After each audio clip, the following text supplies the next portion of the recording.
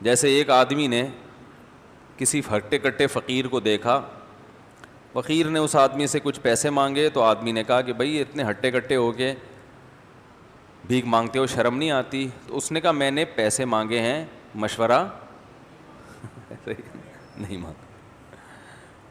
تو اصل میں وہ جو اس نے مشورہ دیا تھا نا, وہ مشورے کے اندر ایک آرڈر چھپا ہوا تھا کہ میں تمہیں بھیک نہیں دینا چاہ رہا, لیکن وہ فقیر ڈیڑھ ہوشیار تھا, اس نے بات کو کیا کر دیا, گھما دیا. تو اس طرح بعض لوگ بات کو گھماتے ہیں. پروفیسر غامدی صاحب آج کل بہت آ رہے ہیں مارکیٹ میں, ان سے کسی نے سوال کیا کہ آپ انکار کرتے ہیں رجم کا. میرا پچھلا بیان اس پہ ہوا تھا نا کہ زانی کی سزا اسلام میں کیا ہے, جو شادی شدہ مرد اگر زنا کرے تو اسلام میں سزا یہ ہے کہ پتھروں سے مار کے اس کو ہلاک کیا جائے. تو غامدی صاحب نے اس کا انکار کیا, اس سزا کا, کہ یہ نہیں ہے اسلام میں. تو ایک خاتون نے ان سے سوال کیا کہ چاروں امام جو اتنے بڑے بڑے مجتہد تھے, اسی طرح بڑے بڑے محدثین, سب اسی کے قائل ہیں کہ شادی شدہ مرد اگر زنا کرتا ہے تو اسے پتھروں سے مار کے ہلاک کیا جائے گا. تو کیا ان لوگوں کو قرآن و حدیث سمجھ میں نہیں آیا؟ بات آ رہی ہے سمجھ میں؟ تو پروفیسر صاحب نے جواب یہ دیا کہ یہ سب ہمارے لیے قابل احترام تھے, لیکن ہمیں قرآن نے قرآن کو فالو کرنے کا حکم دیا ہے, کسی مجتہد محدث کو فالو کرنے کا حکم نہیں دیا. بات الفاظ ہو سکتے ہیں میری ورڈنگ اپنی ہو, مفہوم اس کا یہی تھا. بات آ رہی ہے سمجھ میں؟ کہ ہم یہ سب ہمارے لیے قابل احترام ہیں, مگر غلطی سے پاک کوئی بھی نہیں ہے. تو ایک طرف ہمارے سامنے قرآن و سنت ہوگا, دوسری طرف ہمارے سامنے یہ بڑے بڑے ائمہ ہوں گے, تو ہم فالو قرآن و سنت کو کریں گے, ان اماموں کو نہیں کریں گے.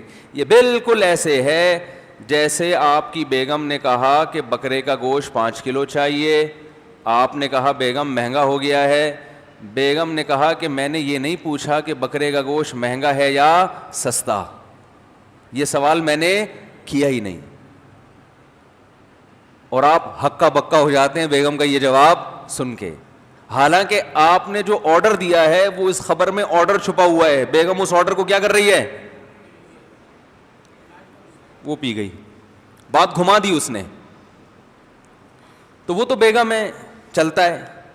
اگر وہ باتیں نہ گھمائیں تو پھر مکھنچو ٹائپ کے مرد بھی تو ہوتے ہیں نا, وہ تو کوئی حقوق ہی پورا نہ کریں, اس کا تو پھر بھی ٹھیک, اس پہ سوٹ کرتی ہے یہ چیز, مگر غامدی صاحب پہ ایسی چیزیں سوٹ. بھائی بیگم اگر ٹوپی نہ کرائے میاں کو, تو میاں بھی تو ٹوپیاں ہی کرا رہے ہوتے ہیں نا آج کل وہ کون سے پورے صحیح چل رہے ہیں. اگر سیدھی سادی بیوی کسی کو مل جائے تو میاں حقوق ادا کرے گا؟ کہاں, کون ادا کرتا ہے؟ یہ تو سالوں کے ڈر سے تو حقوق ادا ہو رہے ہیں, اللہ کے ڈر سے کر رہا ہوتا تو پہلے نماز نہیں پڑھتا. او بھائی اللہ کے ڈر سے اگر کوئی بیوی کے حقوق ادا کر رہا ہے تو اللہ کے ڈر میں تو سب سے پہلے کیا ہے, نماز ہے. تو اس کا مطلب ہے یہ جو بیوی کے حقوق ادا ہو رہے ہیں یہ اللہ کے ڈر سے نہیں ہو رہے, یا تو بیوی کے اپنے ڈر سے ہو رہے ہیں کہ وہ ناراض ہو جائے گی, یا اس کے بھائیوں کے ڈر سے ہو رہے ہیں. ان سے یہ سوال پوچھا کہ آپ جو ہے زیادہ قرآن سمجھتے ہیں ان ائمہ کی نسبت, تو انہوں نے جواب یہ دیا کہ جب ایک طرف قرآن ہو اور ایک طرف یہ بڑے بڑے ائمہ ہو تو ہم فالو کس کو کریں گے, قرآن کو. حالانکہ پوچھنے والی خاتون کا یہ سوال نہیں تھا, سوال گھمایا ہے. ارے وہ تو ساری دنیا مانتی ہے کہ ایک طرف قرآن اور ایک طرف چاروں امام, اور امام بخاری مسلم جیسے محدثین ہو تو ہم قرآن ہی کو فالو کریں گے. بلکہ پوری دنیا ایک طرف ہو, سارے مسلمان ایک طرف ہوں اور ایک طرف قرآن ہو, تو فالو کس کو کرنا ہے, قرآن کو. سوال یہ نہیں ہے, سوال یہ ہے کہ یہ عجیب سی بات ہے کہ پوری دنیا کی سمجھ میں قرآن کا وہ مفہوم نہیں آیا جو 15ویں صدی میں آپ کی سمجھ میں آ رہا ہے. اس اشکال کا جواب چاہیے کہ ایک غیر مسلم آج اسلام قبول کرتا ہے, وہ کہتا ہے یار تمہارے قرآن اور حدیث تو نہ ابو حنیفہ کی سمجھ میں آیا جس کو آدھی دنیا فالو کر رہی ہے, نہ امام شافعی کی سمجھ میں آیا جس کو 1/3 دنیا فالو کر رہی ہے, نہ امام مالک اور احمد بن حنبل کی سمجھ میں آیا جس کو باقی مسلمان جن کو فالو کر رہے ہیں. تو ان میں سے کسی کی سمجھ میں نہیں آیا، جبکہ یہ اتنے بڑے بڑے اسکالرز تھے اور پوری دنیا ان کو فالو کرتی آ رہی ہے. تو اب کیا اسلام سمجھو گے؟ اس کا مطلب تمہارا اسلام ہی ناقص ہے، اسلام محفوظ نہیں ہے. یہ سوال تھا اصل میں کہ اللہ نے یہ اسلام ایسے لوگوں کے ہاتھوں میں دے دیا کہ ان کو سمجھ میں آیا ہی نہیں. پھر ایک آدھ تو غلطی کر سکتا ہے، سارے ہی غلطی کر رہے ہیں، کسی کے سمجھ میں نہیں آیا. اور آج سمجھ میں کس کے آیا ہے؟ لمز یونیورسٹی کے ایک پروفیسر صاحب کو سمجھ میں آ رہا ہے. تو ہمیں ان پروفیسر کی ذاتیات پہ کوئی اعتراض نہیں ہے.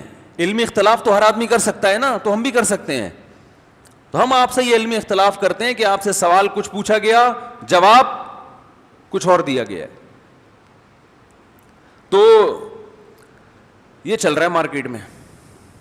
جتنے باطل لوگ ہیں سب کا انداز اسی طرح کا ہوتا ہے، پوچھو کچھ جواب کچھ اور ملے گا.